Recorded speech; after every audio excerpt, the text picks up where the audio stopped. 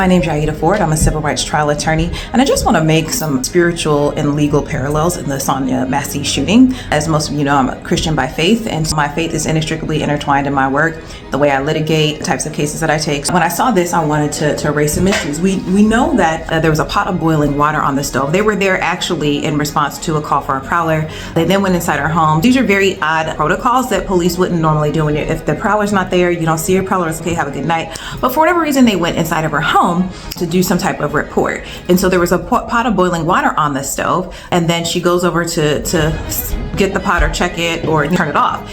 And in that moment, he says something that strikes her as seemingly racist. Oh, wait for your hot steaming water. About like, hey, you're going next to a boiling pot of water.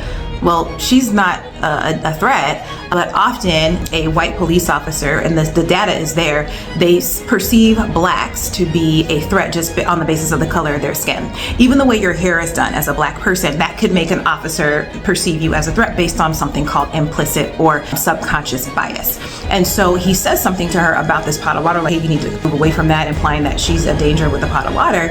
And she, being a Christian, says, I rebuke you in the name of Jesus. Oh, I rebuke you in the name of Jesus. She was not speaking to the officer, she was speaking to the racist spirit that made him say what he said. A racist demon basically said, hey, that you next to that pot of water, I don't feel comfortable with that. Why? This is my kitchen, this is my house. The pot of water is on, I'm here to monitor that. So you know what? I rebuke that spirit in the name of Jesus. She detected that demon spirit in her atmosphere.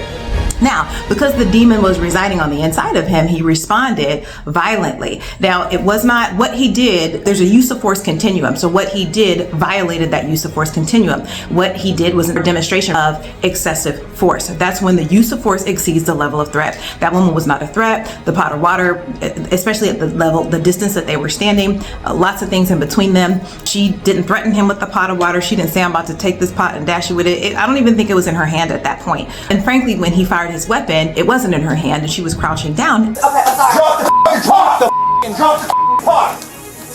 Drop the She had both of her hands kind of in the air, so there was no threat. And he shot her in the face, which is, officers aren't really trained to do that. They're trained to shoot center mass.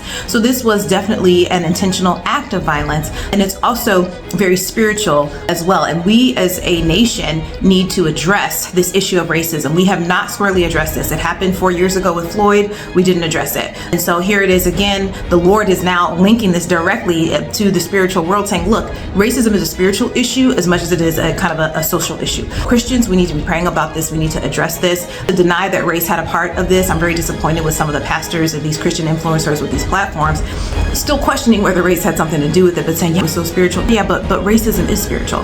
Racism is demonic. Racism is an evil. Racism is one of the things that has destroyed the fabric of America. And it will continue to do that until Christians raise up and address this the way we're supposed to, and as a united front, not divided, not black Christians, white Christians, Christians of all other races and creeds. This is not working for us. And so these issues will continue to happen until we as Christians address these things head on and say, we are against this. Racism is wrong. Racism is evil.